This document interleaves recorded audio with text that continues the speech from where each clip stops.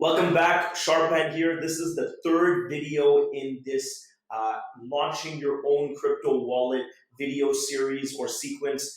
If you're on this video, it's because you've already watched the previous two videos about the subject matter where I outline the requirement or the opportunity for your brand or your company to release a wallet. And in the last video, I go over kind of the technicalities and what that actually means. In this video, I'm going to actually talk about why you should do this and what is the financial gain for you and your company. So there's lots of crypto wallets on the market. I'm sure you guys have used some. If you're watching this, you're probably sophisticated. There's obviously exchanges that offer wallets. They're pure wallets. They're decentralized wallets. They're mobile first wallets. They're extension wallets. I mean, the gambit of wallets are vast. And people use wallets for a myriad of different reasons. Some of them use it just to store crypto long term. Some of them use it to trade if it's attached to an exchange. Some of them use it for temporary storage. I mean, the use cases are pretty endless as well. But what we know is that offering a wallet does bring some incredible kind of upside for the brand or the technology company that offers it. And so I'm going to talk about what those companies are getting in return for it, because I think it's not clear what the business model behind cryptocurrency wallets are. So first and foremost, I think the upsides are bifurcated into two categories. Number one, you can say is indirect value propositions to your brand, and then the other is direct value propositions. And I like to bifurcate along the lines of indirect, meaning it doesn't generate revenue for you, but there are additional benefits that need to be considered and calculated into what you're doing in this proposition. Direct benefits are ones that generate revenue, really revenue streams that wallets can induce for you. So I'm going to try to keep it as kind of like simple as possible. Of course, the revenue streams in and of themselves can start to stack up, and we have within our direct-to-consumer app a plethora of revenue streams that we've been able to unlock that are even above kind of the basic revenue streams I'm going to talk about. So there's definitely something to explore, but the first thing is obviously to get it out and tap into these kind of key revenue streams. So the direct benefits or upside from direct revenue are broken down into three streams. The first one is deposit and withdrawal fees. So this is like the sneaky fees that companies get to charge because people are really eager to kind of use wallets, especially if it's the wallet that provides them access to crypto. So usually companies provide some type of deposit fee on the fiat side.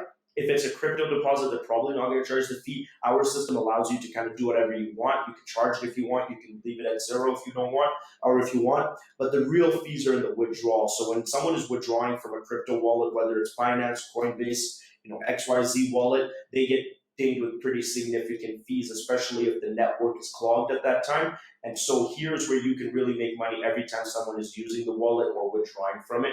Again, you don't have to keep any fees here. You could set it at zero, but this is a simple way for you to make a couple dollars every time someone is withdrawing. And again, the great thing is that all of the custody, security, withdrawal management, notification systems are not even managed by you. It's managed by our internal system. Therefore, really what you're doing is setting the fees and just picking them up, which is a pretty good way to earn money. So withdrawal and deposit fees are the first direct benefit. The second benefit, which I think is probably the more known or probably well understood, is transaction fees or trading fees. So if you're offering a wallet that allows intercoin trading from a crypto to crypto perspective, or if you're offering a wallet that allows fiat to crypto trading, such as a Coinbase, then definitely you're making a considerable amount of your revenues from trading fees. Now, we've built our system whereby you, after selecting whatever currencies you want to support in your wallet, you can select the particular margins that you set for each currency pair. So let me give you an example. Let's say in my wallet,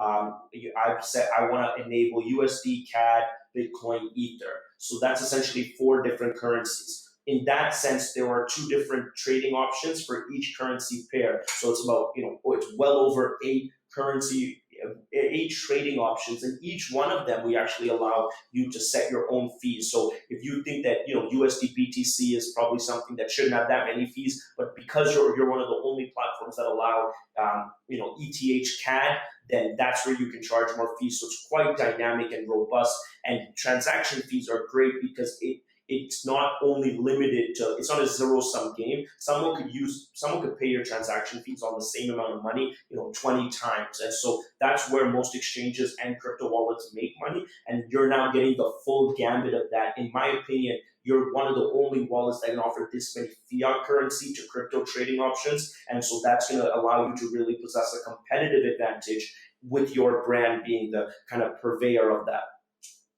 Those two right there, deposit and withdrawal fees, and transaction fees, are the ones that are out of the gate simple for you to enable, where your users won't think much and you're still generating revenue. The third option is unique to us. It's not it's not the industry standard by any means. It's something that we are able to enable simply because we've developed the underpinning technologies for multiple systems in the cryptocurrency industry. And so, apart from obviously having this kind of enterprise infrastructure, wallet infrastructure business, Global Exchange also has developed and owns moneymarkets.io, which is a global money markets protocol. Long story short, because it is a long story, what it allows people to do, end users, is to interact with a completely decentralized lending system that is built off of the smart contracts that regulate what type of interest rates people should get based on supply and demand curves for a particular asset. And so it's all decentralized, and you can use it if you want. If you're a sophisticated crypto user, you'd probably be able to like it more than if you're not a sophisticated crypto user. On the back of that money markets protocol, we've built something that's a little bit more simpler to use and a little bit more centralized, which is called ICE, which is available at ICE Protocol. It's essentially the name we gave to our centralized lending platform. And really, it's right now a unilateral lending platform, because what we're doing right now is functioning to generate more supply from crypto assets. So people are earning interest because we're able to derive that interest from the real moneymarkets.io global money market pool. So if you go to iceprotocol.com or go to icevault.com, you're able to just earn interest on your crypto without doing all the kind of crypto blockchain decentralized stuff that you would have to do if you went to moneymarkets.io. So that's kind of our consumer business in the lending space or in the crypto interest space. Now, if you pilot that over to what you can offer, this is really, really advantageous. So every wallet obviously has people depositing and withdrawing and people using the wallet from a volume perspective. So what you now get to offer, what we're giving you the ability to offer, is a real-time interest rate for whatever crypto is left in your wallet without any obligations in terms of a lockup time period. So the great thing about the way that the money markets are set is that they work without obligations. They work without lockup periods because it's not really investment. And the interest rates aren't crazy high. They're just really based on the supply and demand curve. Hence, what you're able to do is anybody that's leaving crypto on your platform, even if it's for a day or if it's for a month or whatever it so may be, is now earning interest per day based on whatever the live rate is. That's your end user. That obviously in and of itself is a colossal competitive advantage, because now people are incentivized to use your wallet because they're actually getting time value of money, which they're not getting on any of the other major wallets. Combine that with the fact that you're not really convincing them to do anything, you're not changing their consumer behavior, you're not forcing them to commit to your investment product. That makes it thus much more easy to get them to do something they would have already done. Now, where this differs from an enterprise perspective, because we're obviously looking to onboard enterprises, and you're one of them, is whatever the live interest rate is from the ICE protocol, you will be able to set how much of that your users are able to access. So, for example, if the live interest rate today is 10% per annum with no obligations, then you're able to say, hey, I want to keep 60% of that goes to the user. And so they're getting 6% per annum. Again, they don't even ever think they should get this, because when they left their money on Coinbase or X, it's not getting anything. And if they want to get interest on their crypto, they got to lock it up and collateralize it and do a bunch of things that they're probably not capable or even willing to do. So this is just free money for them. Now, you're offering that. When you say 60% goes to them, the other 40% of the live interest rate still gets paid out by the smart contract, and that would go directly to you. And so you now are earning a fee or an earning interest on the collective user base that you're able to compile. And so now you can imagine what that turns into. If you just ran that same numbers that I just gave, and the live interest rate right now is higher than what I just said. Of course, I also suspect that it'll go down because the moment we release this, the supply will become quite large. But I don't think it really that matters that much, because the degree to which it goes down doesn't really change much of what I'm saying. If you say that the live interest rate is 10% and you're giving 6% to your consumers, that means you're keeping 4%, right, of the 10% per annum. This is per annum, which means if your entire user base has just left, let's say, $2 million US worth of crypto, which is a very small amount compared to what this can be for you. The $2 million worth of crypto is generating 10% per year as of today, and that's paid out daily and all withdrawable immediately. That's 200,000 US dollars that's being generated, of which you're giving your users 60%, which is 120,000, and you're keeping $80,000 for doing absolutely nothing except propagating the wallet, which is making you already transaction, withdrawal, and deposit fees. So we call that sharing platform of the ICE protocol the ICE shared pool. Obviously, there's a tremendous more amount of information we can give you on that. We'll probably make another series of videos, but just to kind of give you your idea, it's essentially taking what a lot of companies are now, or a lot of crypto users are waking up to the idea of decentralized finance as a mechanism of generating real-time interest without having to make investments, but taking that, superimposing that on a wallet people would have used anyway under your brand, and then generating reoccurring revenue off of that. So that's kind of the three primary ways of making money from this wallet. If your business was just this wallet and that was you, then you could make quite a bit of money by having no cost up front and just driving user adoption. The other element of profit, or the other upside for you, is indirect.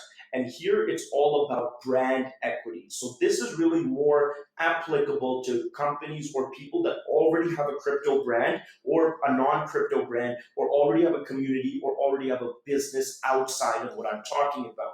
There, now you get to release this wallet under your brand, and you're able to offer it to your users, and now you're able to increase the value of your brand, you're able to increase the value you're giving to your users, and if you're already running a business, you're now able to increase the value proposition as why they should use your other products, whatever they so may be. If your other business is in crypto, whether it's an investment product, ICO, whatever it is, now you have the vehicle just to help users access crypto, store it, and participate in that plan. And we can obviously work with you to make it so that the interactions between your wallet and your other platform is seamless and automated. And so, I mean, it's a colossal benefit. This is not a cheap application. It's not one that even looks cheap. It's well put together. It's, in my opinion, we can run some, we're willing to take polls and whatever it is compared to some of the best crypto apps in terms of design.